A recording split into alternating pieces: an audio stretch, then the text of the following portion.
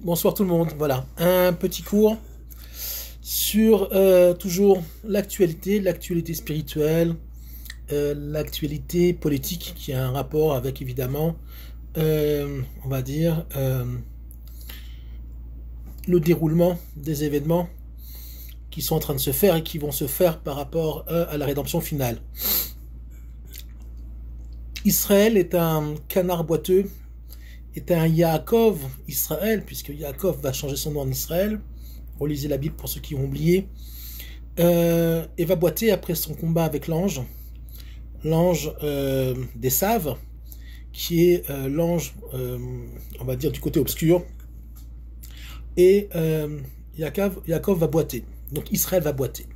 Israël va boiter, ça veut dire tout simplement que le combat d'Israël pour amener la conscience divine au monde va être très difficile. On le voit dans tout le récit biblique, de la Torah en passant par le livre des prophètes. Les prophètes étaient traités de fous, même par le peuple juif lui-même, par certains en tout cas. Les prophètes certains ont été assassinés, ont été maltraités.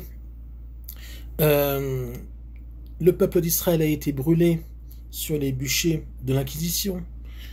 En Espagne, au Portugal, même au Pérou, j'ai appris ça récemment, puisque des Juifs avaient fui l'Inquisition pour aller au Pérou, justement pour être tranquilles.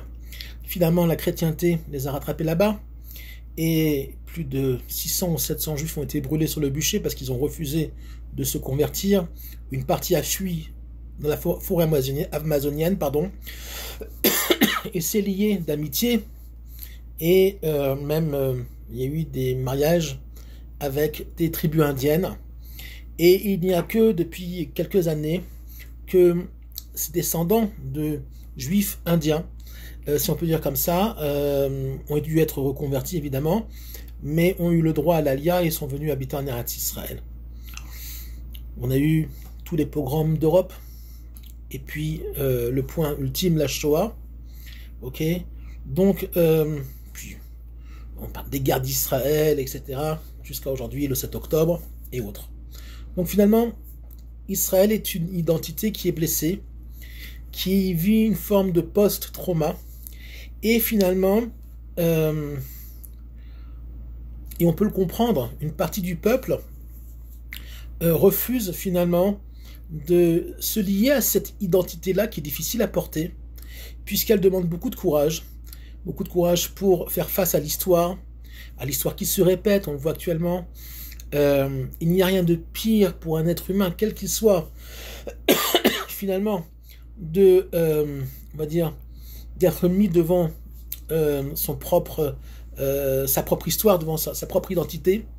Vivre dans le mensonge, c'est toujours beaucoup plus facile, même quand on est religieux, d'accord. Quand on pose ses marques dans ce monde-là, au niveau émotionnel, au niveau professionnel, au niveau national, on n'a pas envie que ces marques-là bougent, on a envie qu'elles soient fixes. Pourquoi? Parce que ça rassure, tout simplement ça rassure, à savoir que l'homme dans sa nature profonde n'aime pas le changement. Or, le judaïsme demande justement d'être toujours dans le renouvellement. On l'apprend de la première mitzvah qui était demandée au peuple juif en sortant d'Égypte, c'est à savoir de la mitzvah de Rosh Chodesh, donc du renouvellement du mois, d'accord, de le marquer. Et finalement, ce renouvellement du mois qui est institué dans, on va dire, le calendrier juif, demande aussi, se cache derrière cette marque temporelle, un renouvellement intérieur. À savoir que quand un juif se lève le matin, ok, et je pense que c'est pas que lié aux juifs, je pense que ça doit être lié à l'humanité entière. Elle doit se poser des questions. Est-ce que ce que je fais c'est juste?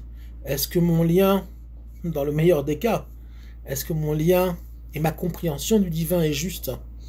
Est-ce que je me trompe pas? Est-ce que je suis conscient que je ne suis jamais dans l'objectivité? Je suis toujours dans le subjectif, à savoir que finalement tout est toujours relatif. D'ailleurs, on l'apprend du premier mot de la Torah, à savoir Bereshit. Le mot Bereshit de la Torah ne veut pas dire au commencement, absolument pas, même si dans la rabbanoute classique, on n'a pas trouvé vraiment d'autres mots pour pouvoir exprimer, on va dire, la traduction, en français en tout cas, de mots Bereshit, puisque ça aurait été trop compliqué, et puis finalement, quoi qu'on traduise, ça ne sera jamais juste, d'accord?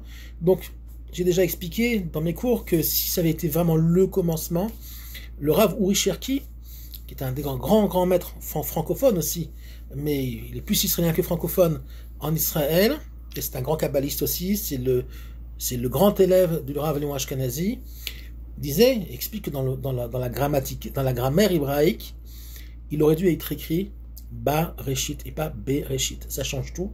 Ba Reshit, ça veut dire effectivement dans le commencement. Bereshit veut dire autre chose. Donc c'est pas un cours sur Bereshit, mais c'est juste pour exprimer que finalement, nous commençons, et on voit aussi cette idée-là chez le Rav Steinsaltz, que finalement Bereshit, effectivement c'est un commencement, mais un commencement absolument pas objectif. C'est un commencement absolument relatif et subjectif. Il a bien fallu commencer quelque part. Bien évidemment qu'avant le mot Bereshit, avant le commencement de la Torah, le pseudo-commencement de la Torah, où on va voir le commencement relatif et subjectif, il y avait déjà autre chose, le divin déjà, et même le divin, même s'il n'est pas appréhendable, il y avait déjà ce qu'on appelle le Ratzon Hashem, à savoir la volonté de Dieu, qu'il y ait monde, qu'il y ait création. À partir du moment où il y a volonté du maître du monde, qu'il y ait création, à savoir Ratzon, obligatoirement, on rentre dans un monde relatif. La seule objectivité qui n'est pas touchable, évidemment, mais il faut en être conscient, c'est le maître du monde, c'est Dieu, pas un Dieu qui s'est fait chair et qui s'est fait tuer par des créatures qu'il aurait créées et qui l'ont fait souffrir. Non, ça ne peut pas être Dieu. Il faut bien comprendre ça, que Dieu ne peut pas se faire chair. C'est déjà du paganisme. On parle de l'absolu, on parle de la vie dans le sens plein du terme, d'accord? Et que finalement, le but de l'humanité et du peuple juif, c'est de rentrer dans un mouvement vers. D'ailleurs, un des noms de Dieu en hébreu, c'est El, ok, Aleph Lamed, qui veut dire vers. El Al, la compagnie El Al d'aviation, veut dire El Al, vers, le dessus, c'est au-dessus des nuages. Mais El est aussi un nom divin qui exprime aussi la direction et le mouvement. Donc finalement, l'important, c'est d'être en mouvement déjà intérieur, à savoir, comme je viens d'expliquer, d'être toujours dans le renouveau, dans la réflexion de finalement, que se passe-t-il intérieurement, quand j'ouvre ma fenêtre, quand je descends dans la rue, qu'est-ce que je vois? Est-ce que je vois des gens qui m'aiment?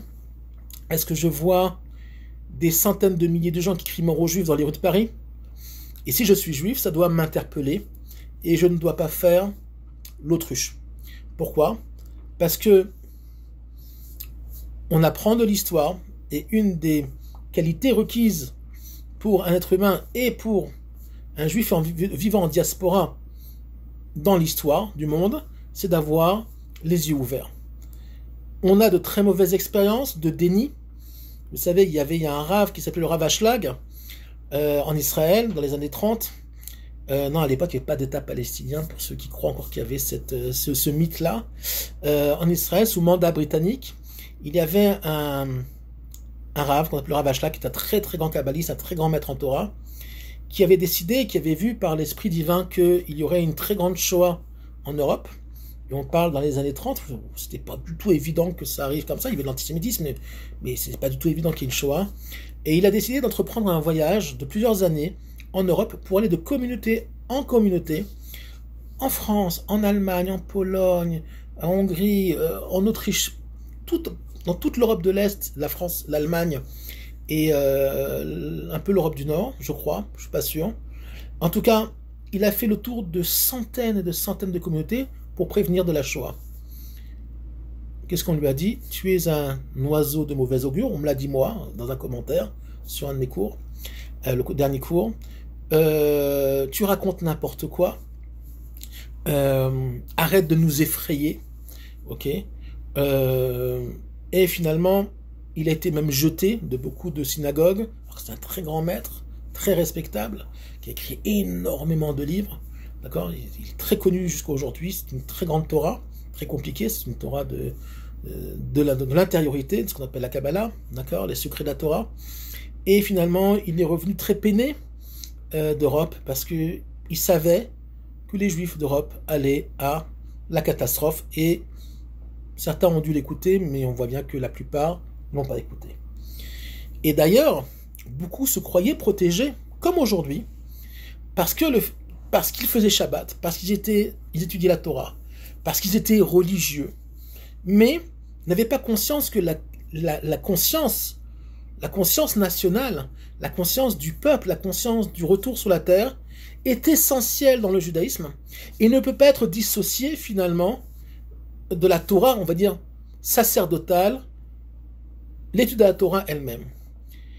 L'expression même de la Torah doit sortir de Sion, qui mitzion, etc. De Sion doit sortir la Torah, et non pas de Berlin, de Varsovie, de Paris ou d'ailleurs, même si malheureusement la diaspora, pendant presque 1700 ans, nous a obligés, depuis la destruction du Second Temple, par les Romains, nous a obligés à vivre boiteux dans une Europe du Nord et une Europe du Sud, et dans les pays du Maghreb, une vie juive manquante, mais on a survécu.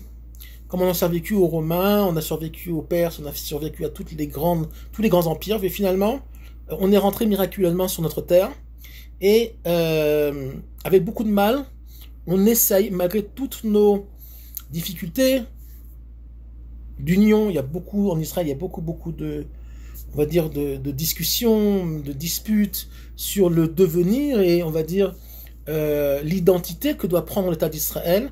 Est-ce que c'est un État prophétique? Est-ce que c'est un État que national et autres? Évidemment, les idées divergent parce que beaucoup de gens viennent avec beaucoup de lacunes sur leur histoire, sur leur Torah. Mais dans le judaïsme, nous prétendons que la discussion c'est quelque chose de positif et que finalement l'important c'est d'être, malgré les difficultés des dissensions, que l'important c'est d'être en mouvement. Lech lecha, d'accord, on va vers la rédemption. Ceux qui croient que je dis des bêtises, c'est pas grave, vous n'êtes pas obligé de me croire. Je suis en contact avec des très grands en Israël. Je ne veux pas dire de nom, je ne veux pas donner de nom sur les ondes par rapport aux gens uniquement, par rapport aux gens qui me renseignent, si on peut dire comme ça. Mais je peux vous garantir que ce sont des gens qui savent. C'est pas des gens qu'on voit sur YouTube, c'est pas des rabbins de cours.